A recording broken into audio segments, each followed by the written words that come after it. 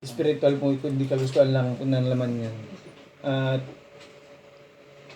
hindi po natin nararamdaman, minsan hindi po natin nararamdaman na kaya natin pong iwasan, kaya natin pong panghawakan ng mga pasanin na dumarating sa ating buhay.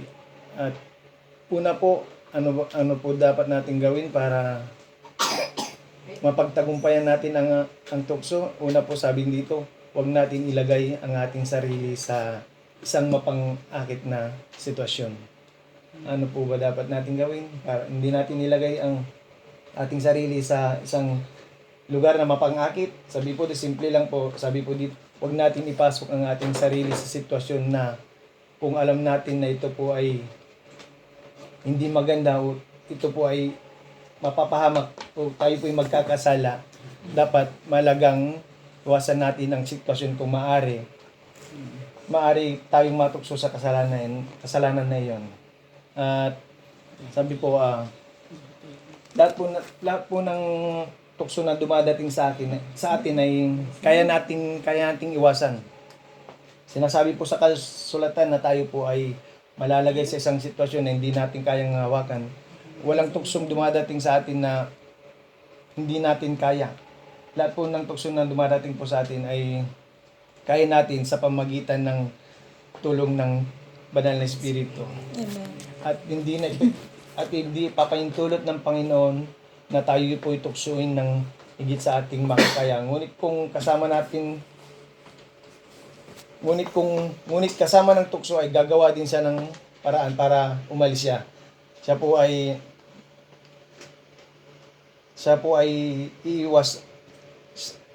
Kusang iiwas po ang tukso kung tayo po din po ay hindi po magpapatuloy dyan sa mga gawain na yan. Sabi po doon sa taga-Korinto sa 10:13, dapat nating malaman na hindi tayo tinutukso ng higit sa ating makakaya. Nangako ang Diyos na laging may paraan ng pagtakas. Mayroon ibang mga paraan kung saan maaaring tayong makatakas sa tukso para hindi tayo magkasala. Sabi po dito sa salita ng Panginoon na may iba-ibang paraan para matakasan natin ang tukso na yan. Ano po ba dapat natin gawin? Yan po, dapat lumapit tayo sa Panginoon, humingi tayo ng tulong na pamagitan ng Kanyang Banal Espiritu para tulungan tayong mapagtagumpayan ang tukso na dumadating sa ating buhay. At dapat nating, sa pangalawa na po tayo kagad. Medyo kinakabahan kasi ako. Hindi kasi ako sanay na magsalita ng maraming tao. Ganito pala. Kanina akala ko saglit lang pero hindi pala. Pero pangalawa po, sabi po, tumakbo. Ano po yung tumakbo? Dapat nating iwasan, takbuhan. Sabi nga po dito, kung masusumpungan natin ang ating sarili sa sitwasyon kung saan tayo ay tinutukso, ang tamang tugon ay umalis tayo sa lugar na iyon. Ang sabi ng Biblia sa Timoteo 2:22, iwasan ang mga hilig ng kabataan at itaguyod ang katuwiran pananampalataya, pag-ibig, kapayapaan kasama ang mga tumawag sa Panginoon mula sa pusong dalisay.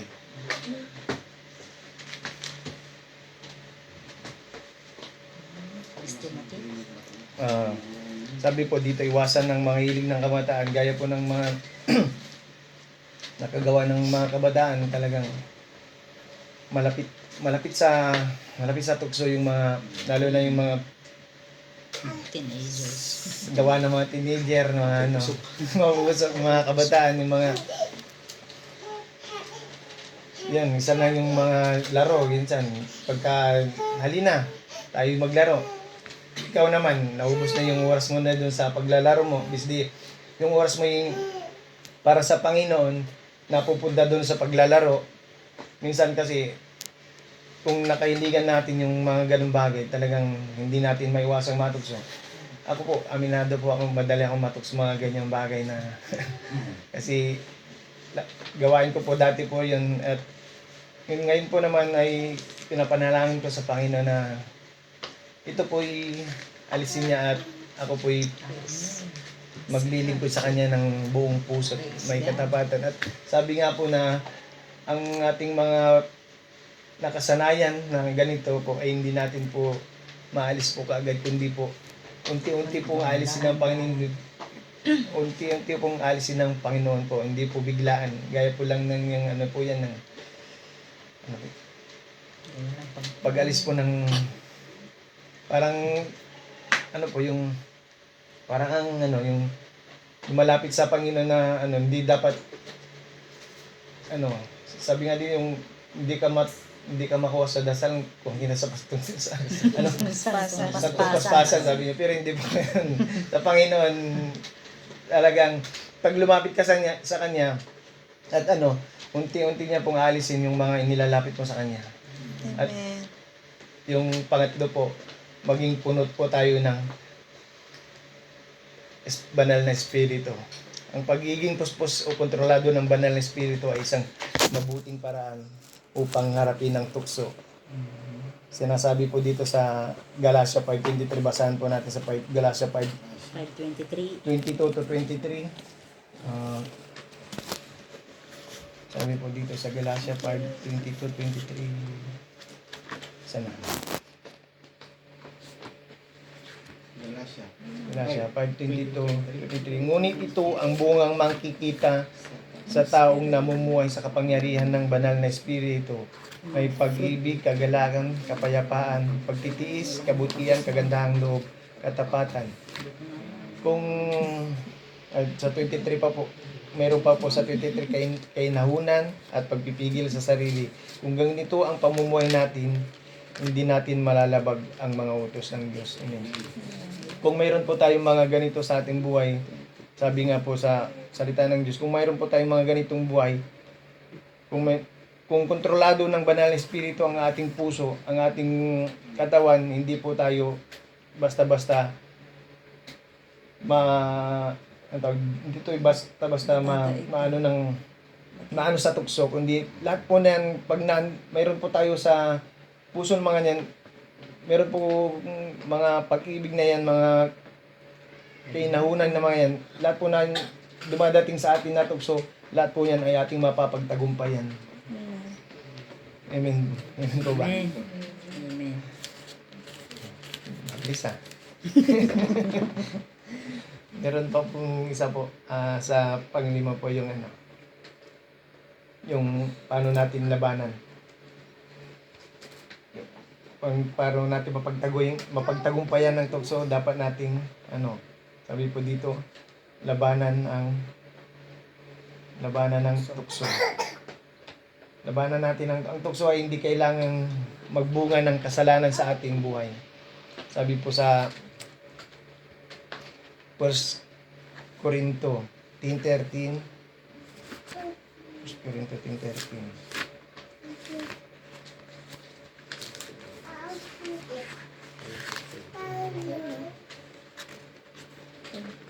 Walang, sabi po dito, 1 Corinto 4:13. Walang tuksong dumarating sa inyo na hindi Ayan, basahin mo, te. naranasan ng ibang tao. Ngunit maasahan natin ang pangako ng Diyos na hindi niya tayo pababayaang matukso ng higit pa sa ating makakaya. Kaya kung dumaranas kayo ng tukso, gagawa siya ng paraan para mapagtagumpayan ninyo ito. Ayan pa, makinan. Ayun nga po, hindi po ayan ng Panginoon na tayo po'y matukso.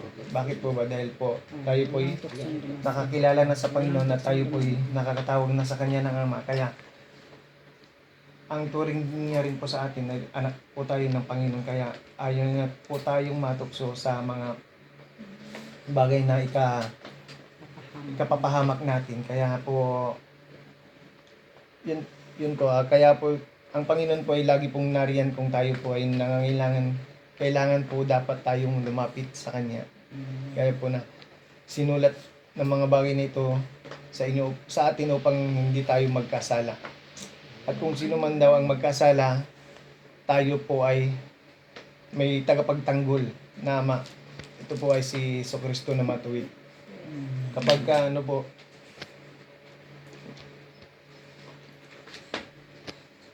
hindi po tayo haya ng Panginoon na tayo magkasala. At sabi po, kung tayo po nagkakasala, meron po tayong Ama na tagapagtanggol. Tayo po ay pinapatawad. Kung tayo po lalapit sa Panginoon, hingi po ng tawad sa ating mga kasalanan. Tayo po patatawarin ng Panginoon sa ating mga kasalanan. Kaya lang minsan, tayong minsan nag-aabuso sa mga kasalanan. Alam natin na, sige, gagawin ko rin yan kasi bukas hingi ako ng tawad sa Panginoon din. Pero sabi nga po, hindi po dapat po mamuhay tayo ng ayon sa kanyang kalooban lamang po, at alalahanin natin kung paano nilabanan ng Lord ang tukso. Sa nakasulat din po ito sa Mateo sa 4:7. Tingnan po natin saglit sa Mateo 4:4. 4. Tapos 7. Hindi lang pagkain yun.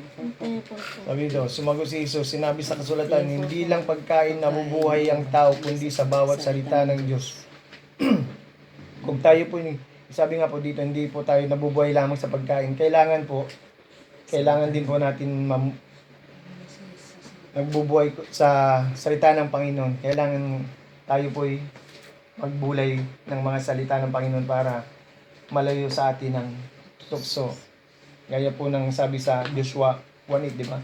Sabi nga dito, magbulay kayo araw gabi. At sabi po sa 7 po, sinagot siya ni Jesus.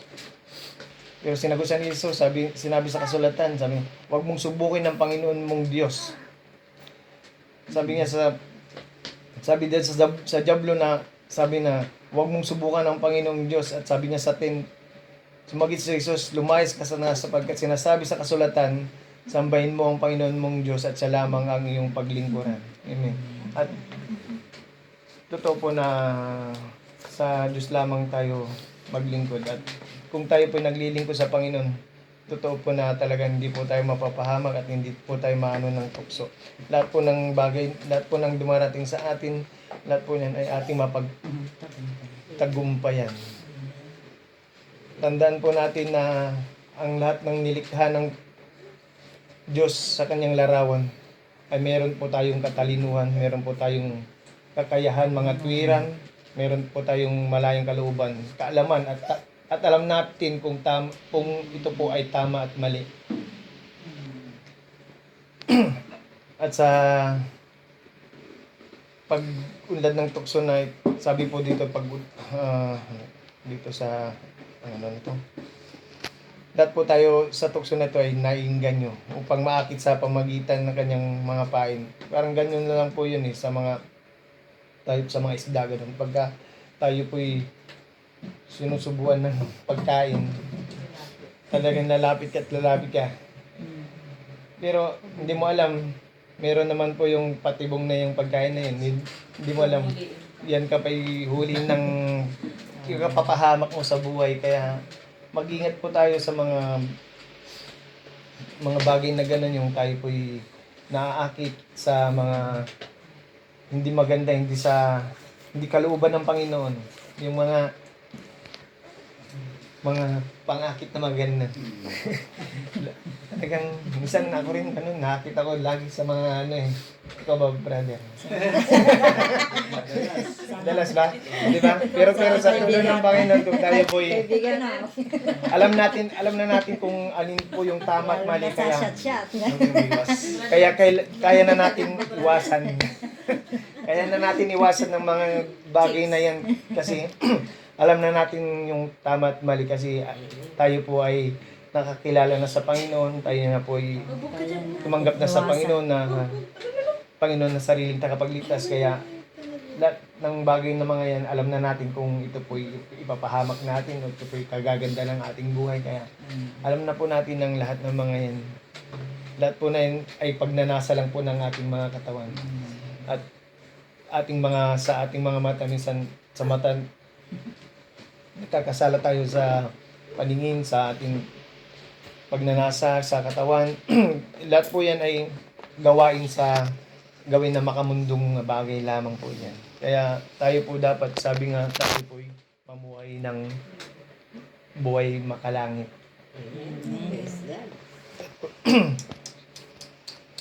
At posible po nating maunawaan lahat ang gawin ang kalooban ng Panginoon. Ang paglaban po sa tukso ay isa pong pagpili na kung tayo po ay lumalaban sa tukso, ito po'y maaaring magbunga ng malalaking pagpapala sa ating buhay kung ito po ay ating mapagtagumpayan.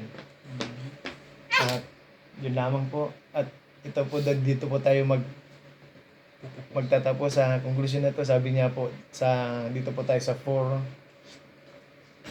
Proverbs 4:14. Kawikaan 4:14-15. Sabi dito, huwag lumandi sa tukso. Huwag lumandi sa tukso, brother. Yayin ang ginagawa ng mga taong masama. Ano yun? 4:14 4:14-15. to 15. 4:14-15. Basahin ko, 14 to Sige, basahin mo, 15. te.